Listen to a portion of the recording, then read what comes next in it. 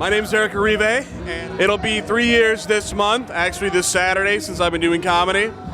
And I really enjoy it, had a lot of fun. Some of my influences on comedy, George Carlin, Dennis Leary, Bill Cosby, Dave Chappelle, early 90s, late 90s Saturday Night Live, Phil Hartman, Chris Farley, Adam Sandler. I was a diehard fan of SNL back then. Still a little bit of some of the newer people shortly after that, but it's been a lot of fun, and you guys have been awesome. Warehouse, thank you. Thank you to the local people out here in Battle Creek putting this together. You guys have been awesome. Thanks. I realize more and more as I keep on writing down the date on things, I realize that in 6 years, it's going to be the year 2020. So all I've been hearing in my head is, I'm Baba Wawa, and this is 2020. For like the next 6 years, I'm going to hear that dumb shit in my head now.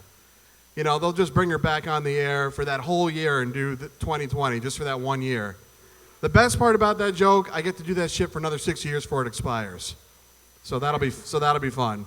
6 more years of that dumb fucking 2020 fucking joke, and I get to hear her voice. Like the worst impression that I do ever.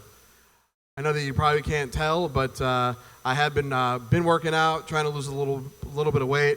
I even went as far as wasting my money on a personal trainer. And the nice part is that his name is Brian. And I figured out a way that if Brian makes me work too hard at the gym, I told him, I said, Brian, if you work me too hard, I'm going to give you some exhausted Stewie. And he's like, what are you talking about? I said, well, if you work me too hard, you're going to find out. So we start going. So my thing is, like, I have been really inconsistent about going. So now it's gotten so bad, like the guy is emailing me and calling me and texting me. It's like a stalker, but bigger and scarier. You know? And then you're paying that person. So I'm paying a big, scary guy to stalk me if I don't show up at the gym so many times a week. So that's really good. And so I'm getting there and we're working out. He's like, oh, man, I've been here in a couple weeks. I'm like, I know. He's like, you're going to really hurt today. I said, yeah, I know. So we go through the first set. And he's like, you know, you got to take it easy on me. He's like, all right, well, you haven't been showing up, so you got to pay. And I was like, I already do, asshole. I see my fucking bank account every month. I'm pretty sure other guys who do this, it's called divorce or alimony, but I'm doing this shit at a gym. And so he's like, oh, so how we doing? I'm just like, really tired, Brian. I'm really tired. You feeling the burn? You feeling the burn? I'm feeling the burn, Brian. I'm feeling the burn. You feeling pretty good?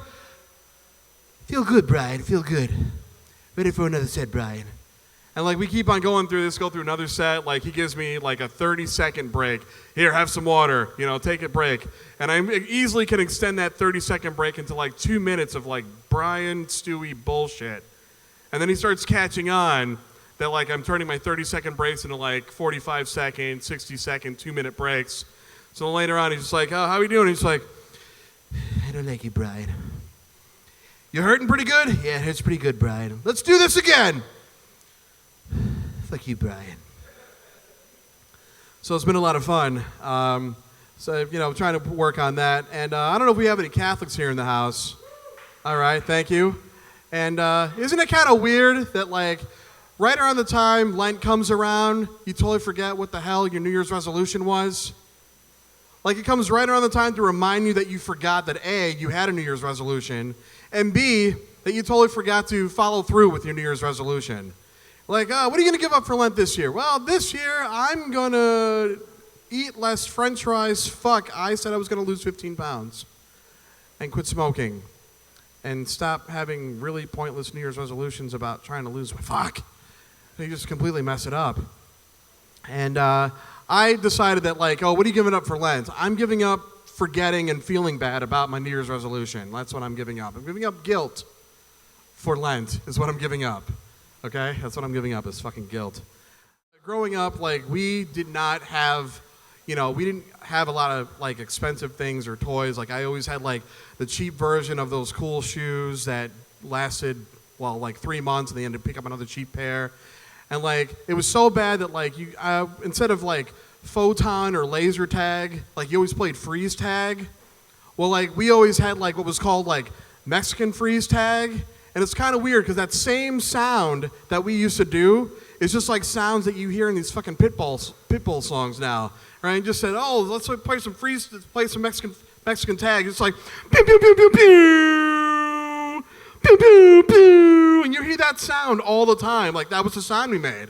So when those songs started coming out, I was like, holy shit, it's a fucking Mexican freeze tag song. That's fucking awesome. And you hear Pitbull coming up. I don't know why I keep on saying Pitbull. You know why? Because we couldn't afford to go to fucking Chuck E. Cheese. And I always want to play in the fucking ball pit. And you try to say that shit now, people think you're gay. It's like, oh man, I'm going to go in the ball pit. And like, no, dude, no, you don't. Trust me. The last place you want to go is the ball pit. I went there in Saugatuck. You don't want to go in the ball pit, buddy. You don't want to go in the ball pit. Oh man, it was a lot of fun. Not the ball pit you're talking about, pal. Sorry. We're going to go to the ball pit. We're going to go to the manhole. And you're like, you start catching on. You're like, oh no. No, that's just gross. I remember that, I don't know if you guys caught up on this. Sometime last year, they were saying that the United States is no longer the fattest country in America. I know, right? Guess who is? Mexico. Mexico passed us. It's okay to not be number one for a change. Mexico, it's a really weird thing that Mexico became the fattest country in America. They wanted to be like Americans so bad to blend in.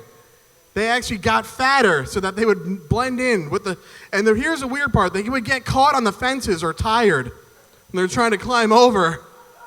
And that's how they knew, that's how they caught them. They just drive by with a little stick, and they're just dropping in the back of the dump truck and shit. You know, like the National Fitness Institution of the United States of America, like, got together with, like, Border Patrol, and just like, you know what, you fat asses are fucking walking back. You need to work it off and walk it off. Fuck this. The other thing, that's okay, though, because we'll be number one again, because, you know, we lost the Twinkie, and then they brought the Twinkie back, so we'll be fat asses again. We'll be number one again, people. We'll be number one again. Doesn't matter. The other thing about Twinkies is that there was a class action civil suit against Hostess because the homosexual community said that Twinkie was their word. Twinkie was like this slang term for little yellow boy. I'm sorry, little yellow fluffy boy. You got to add that part in there. Because aren't Twinkies fucking delicious, and so are Twinkies. So that was pretty interesting. And fucking made up, if you guys didn't figure that part out. If you guys haven't caught on. I'm talking about a lot of bullshit. Here is a true story, though. My mom was, you know, anybody who has a mom or knows any females, like, they love shoes and they love purses and all their accessories and bullshit. And my mom realizes that she has way too many purses. And so she intelligently, without any advice by talking about me or any of her kids, trying to sell these Coach purses on Craigslist. And she got a reply. And she decided to go, I don't know why. When she told me the story, I'm just like, I can't believe you're not dead. You know, she goes to meet somebody at like a carpool lot to make the exchange for a Coach purse. I know, I love my mom, but sometimes, really? You know, just like, you got to take some. So she says, well, I didn't go by myself. I took your sister. Oh, that's awesome. My sister's like 5'4", you know, like 130 pounds. Yeah, she's going to protect you. You know, my mom's like 5'3". Oh, so you took somebody that was an inch taller than you, you know, and like 30 years younger. Awesome. And my sister's also a pothead. So that's the best kind of protection right there. Oh, well, I'll just take my pothead-ass daughter. She'll be able to help in case anything goes bad. Well, she's going to share this, trying to sell the purse. And, yeah, dancing. Disco time. It ain't that kind of club. But not tonight anyway. So she goes to make the exchange, and this Asian woman is looking at the post. She's like, oh, it's not a Coach purse, it's not a Coach purse. And my mom's like, she keeps on squinting and getting angry that it's not a Coach purse. And I was like, she was squinting? My mom was like, yeah. I'm all, how could you tell? How could you tell she was fucking squinting? I was like, my mom's not that smart on this whole exchange thing, but she was actually able to tell that this woman was squinting? Well, then they find a joint in the parking lot. After, you know, finally she ends up selling the purse. They find the joint, and my sister's like, oh my God, a joint. Remember, she's a pothead, so she's excited about everything in life that's completely insignificant, because that's what potheads do, and I'll talk about them more later. And she's like, oh, I found this joint. My mom's like, put that down. Who knows where that's been? She's like, we could smoke it. And And my mom's like, I'm not smoking that with you. Like, it's not the 70s. I'm sorry, I'm not touching that. She goes, but Mom, for 10 minutes it can be. Like, this is like the mindset that my fucking pothead sister has. She's like, for 10 minutes we could be in the 70s together even though I wasn't there. And just like, I think she just wanted to like get some like juicy stories from my mom. My mom was like such the good kid. She literally had pot like once and sex 4 times. So at least minimum. But there's 4 of us if you haven't done the fucking family math.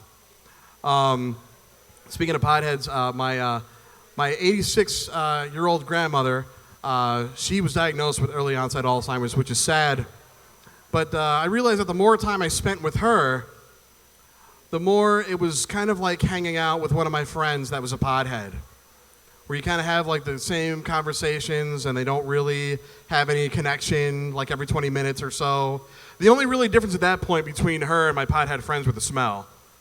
You know, they smell like pot, she smells like an old person, you know, but then like she got glaucoma, so she got diagnosed for glaucoma and got some medical marijuana. Yeah, and so to help treat with the glaucoma. And I was like, all right, sweet. She's got Alzheimer's, free fucking pot. She's not going to fucking remember she got the prescription, right? Well, here's the thing. I guess I knew that the Alzheimer's was wearing off when she realized the pot was fucking disappearing. I was like, damn, that's some good shit. It's too fucking good. I guess I'll leave you on one more thing real quick before we get get Chuck Norris back up here. I was gonna open with that too, but then you were gonna roundhouse kick me or something. I was like, get off the stage so I can do the Walker Ranger bit. Fuck. Your foot's too close. I saw you were pivoting and everything. I'm like, fuck, if I do it, I'm gonna end up right on the fucking floor. So, do you really think it counts as a round of Red Rover if you're having sex with a girlfriend doggy style while she's on her period? Does that count as Red Rover? Does it? I don't know. I'm trying to figure that out. I went to the movies and, sorry, I lied, Chuck. I got one. I was going to the movies and going to see Gravity with Sandra Bullock, and I'm like, hey, if there's a mode of transportation and Sandra Bullock in a movie, nothing could go wrong, right? Ever, right? Gravity, or as I like to call it, speed in space. And I tell you right now, when you go to the movies, here's what my main reason to go to the movies is: you don't want to sit around your house watching movies that are way too long because of editing, because they have to stick like 20 minutes of commercials to the damn movie, or just in plain fact watch commercials. So now what do? You go to the movies, you pay your $12 to sit down and watch fucking commercials that you can watch at home, right? I love that shit. That's what I wanted to do. And the first commercial came up and it was just like, do you or someone you know suffer from menopause? I was like, yeah, you know, my grandmother, got a couple aunts, my mom. And I know a lot of fucking married men that suffer from menopause. All right, my name is Eric Orive. You guys have been great. Have a good night. Next, we have Chris Dyke. Hi, I'm Chris Dyke. I've been a comedian for a year and a half. I'm 25 years old, and I am currently out of Muskegon, Michigan. I want to say when I first started doing comedy, I was 14 years old when I first got into comedy. I apologize. George Carlin is my idol, and I actually got to meet my second idol a few years ago, Christopher Titus, who helped inspire me to do the type of comedy that I do. I'm looking to eventually migrate out to New York and pursue this as a full-time career. Thank you. Enjoy. I hate having the last name Dyke. I really do. I couldn't even do my passion when I was growing up. I always wanted to be a race car driver until I found out what Dyke meant and the announcing. Nobody wants to hear, "Here comes Dyke hard up the rear." Couldn't make it as a football player, listen to that announcing either. Dyke really plugged that hole deep. It even sets me, I even have shitty luck with women because of my last name. The other day I was actually hitting on a girl, chatting her up. Out of nowhere she says, "Oh, I'm into girls." It's like, "Oh, well, so am I." That works out good. So we're on the same page here. It's like, "No, she goes, how do you know Angelica? It's like, oh, she's my cousin. She goes, I dated your cousin. I had sex with her. It's like, oh, so you're my last name. She goes, yeah, that's a coincidence. I was like, yeah, even worse coincidence is, no, I didn't sleep with that cousin. I'm sorry. This is another one. I'm sorry. Whew, dodged a bullet there. And if it's not Dyke that holds me back in life, look at these ears. I mean, I'm surprised I'm not down in Florida at Disney being a Mickey Mouse impersonator. You make a lot of money there. I actually had my girlfriend, ex-girlfriend, this is the reason why, come up with a foreplay technique. Came up with a foreplay technique. One night I was performing the art of cunnilingus on my girlfriend. For those of you that didn't go to a community college in Muskegon, it means going down on. I wasn't doing it apparently appropriate or proper enough for her, so she grabs a hold of my ears as if she was like a pilot and screams, "Go right, go right." Thanks, sweetheart. Appreciate it. Bitch is single now. Eric had mentioned earlier about going to the gym, trying to lose weight. I started going to the gym, obviously not to lose weight, but trying to get a little bit bigger, get tough looking. And after a few weeks at the gym, taking protein shakes, protein bars, I started getting really, really sick. I couldn't figure out why. So sick to the point I actually got hospitalized. Come to find out, I'm lactose intolerant. So yeah, the whole time I'm going to the gym trying to get bigger and tougher, I get taken out by a fucking milkshake. And I'm allergic to bananas, so if you come by me with a banana split, I'm fucked. I hate that. I go to the gym to try and be and act tougher, even though I act like a fake badass. Y'all know what a fake badass is? Somebody that'll stare you up and down and say, "Hey, what the fuck are you looking at?" And then you stand up and say, "Sorry, I was talking to that midget behind you." I have horrible road rage, too. I have road rage so bad. Oh. That's where the fake badass thing comes into play. I actually stopped flipping people off because apparently it's a crime.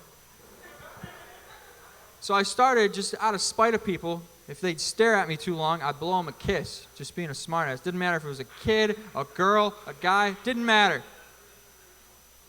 Until this guy's staring at me at a red light one day.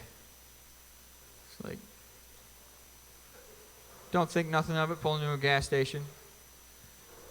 I'm a big candy lover, so I go to my candy aisle. All of a sudden, I got a feeling that somebody's looking at me. And I look up, and the next aisle, it's that guy that was at the red light. And he's smiling at me. It's like, oh shit, I ain't doing that again either. Fuck. Yeah, the one time I go to lose my cool, I blow a kiss at a gay guy. I say, "Hey, what's going on, baby?" Mwah. Ugh. I'm not against gay sex, just, I've been to jail, I know what it's like. So, I recently moved back from Virginia a few months ago, and it's only fitting that I show up at the worst snowstorm I've ever had in my entire life in the state of Michigan because I make shitty decisions. Poor timing, we'll put it that way. And a friend of mine called me up from Virginia and said, "Hey man, we just got a state of emergency issued. Snowstorm. We're getting 10 inches. How do I get all the snow off my car?" It's like, "It's 10 inches, you fucking pussy. Drive 60. He goes, "Well, how bad's the snow up there?" It's like, "So bad you can't even see a car at an intersection." He goes, "Well, what do? You treat it like sex, man. You pull out and you pray."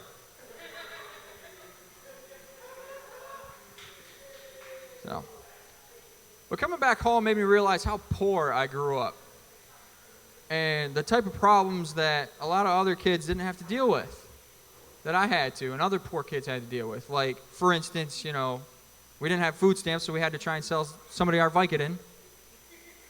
Or, Uncle Jimmy's in jail again, who doesn't have a warrant that can go bail him out. Or my personal favorite, and why I'm currently in debt, which one of these kids doesn't have utility in their name? We need cable. I love crazy women. I can't seem to get away from them. Even when I try, they find me. They're stalkers. Usually I go for girls that are a lot like my mother. Because they say men are attracted to women that are more like their mother, which in my case is true. Pretty, independent, bipolar. emotionally unstable, scary at times, very demeaning. I nail it every time. Flying colors. I dated a girl so mentally unstable that at the age of 20, she cheated on me with a 15-year-old. Yeah. I see your faces out there. Yeah, imagine it hits my ego. I got a fucking car at least. Must have some cool pegs on his bike. I mean, 22s ain't shit on shiny pegs. On a Huffy. But this girl, she was, that's not just the only thing. She was so crazy, one night she pulled a knife on me. Because I may have called her a bitch. Prove me wrong. But, and in that, I found out that Michigan has very strict domestic violence laws, wherein if a girl pulls a knife on you and starts chasing you around and you run away from your attempted murderer and accidentally trip her, you're going to go to jail for domestic violence.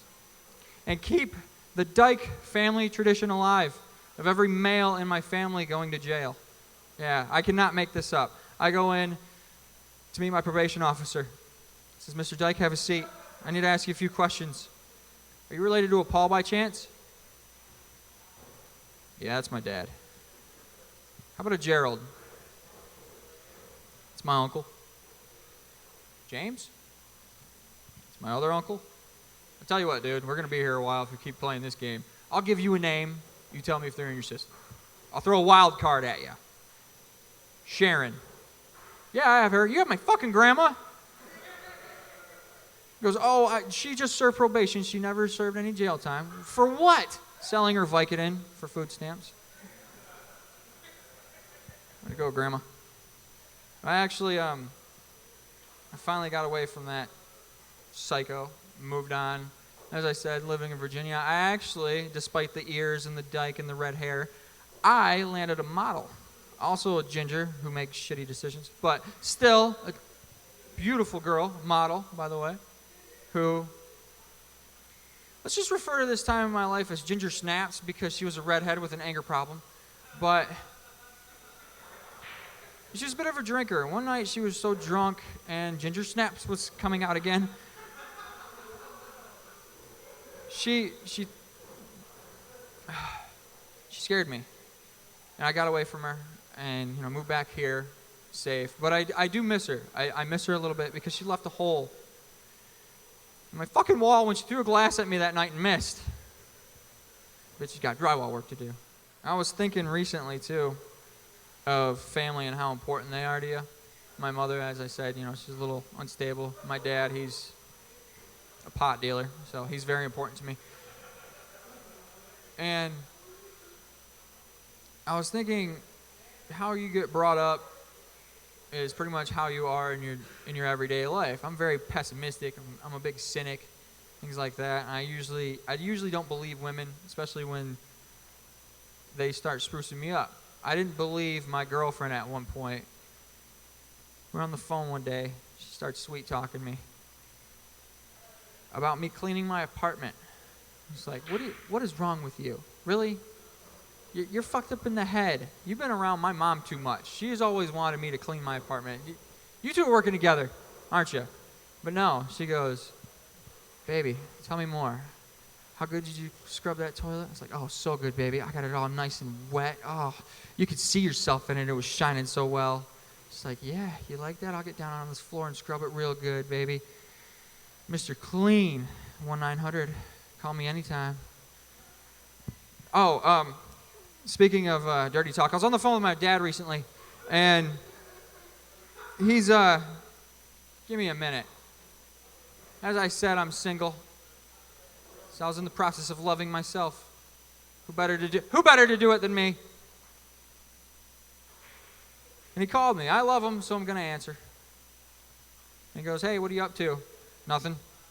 He goes, oh, I just wanted to tell you. He's a manager at a restaurant. He goes, tell you about this new waitress we got there. Christopher, you should see the size of her tits. And her ass is like, what was she wearing again, Dad? Say it softer. We have a very unique relationship. I'm gonna leave with this one. I was thinking, with all the crazy relationships that I had, and I got a woman here paying attention to me, maybe she'll really acknowledge this, that when ladies are single, before they get in a relationship with a guy, they should read them certain rights like police do. You know, things that you're allowed to have, things that you're not allowed to have. After a few dates, she really likes you. She wants to make things official. So you're about to enter a relationship. Anything you say can and will be taken out of context to use against you later. You have the right to be a sports fan, as long as it doesn't interfere with Grey's Anatomy. Okay, that went over everybody's head. Or The Bachelor, whatever the fuck's on nowadays. Jersey Shore. That's when you got to break up with her. But to continue, you have the right to have sex on my specific terms. However, persons who have gifts and romance will grant you this right more frequently. She's nodding her head. It's dark, lady. I can't see. Lastly, you have the right to have friends. If I do not like your friends, some will be appointed to you. If you have female friends, I'll judge them strictly on their sluttiness and how they speak to you. Do you understand your rights? Doesn't matter because they're going to change next week when I'm on my period anyway. So, thank you, everybody. I am Chris Dyke. Appreciate it.